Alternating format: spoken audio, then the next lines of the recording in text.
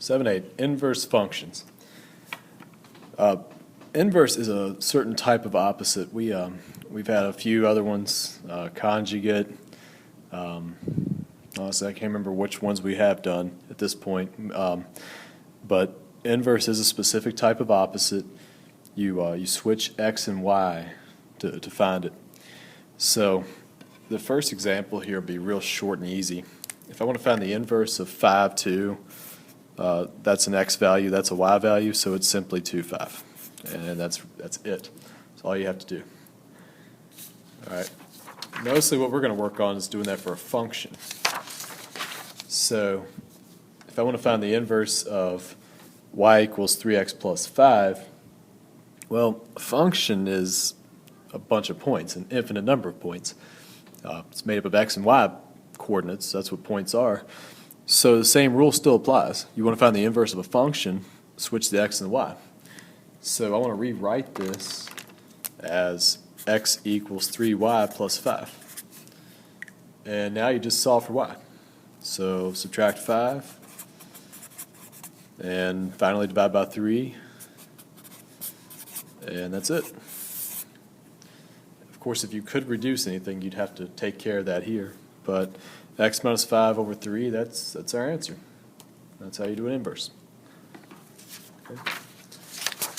All right, slightly more challenging inverse. Same idea. You want to start out by switching x and y. So x equals y minus 1 over 2 now.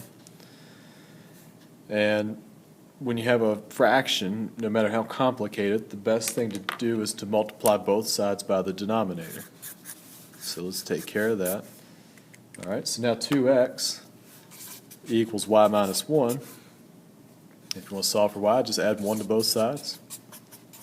And that's your inverse. That's all there is to it.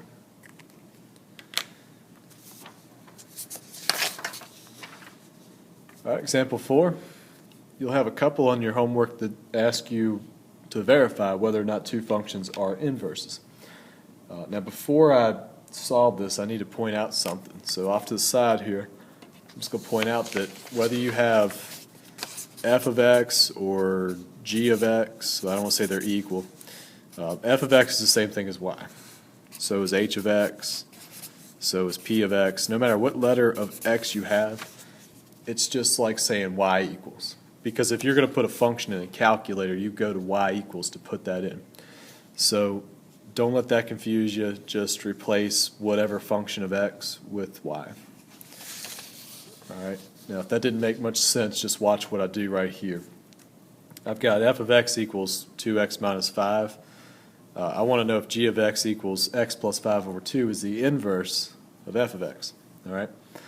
So really, the best thing to do is just pick one and work it out and see if they come out to be the same thing. So if I want to do the inverse of 2x minus 5, replace y or f of x with y, and let's solve. Well, sorry, we got to switch our x and y. We're going to find the inverse of this, so we need to switch x and y. Now we can solve for y.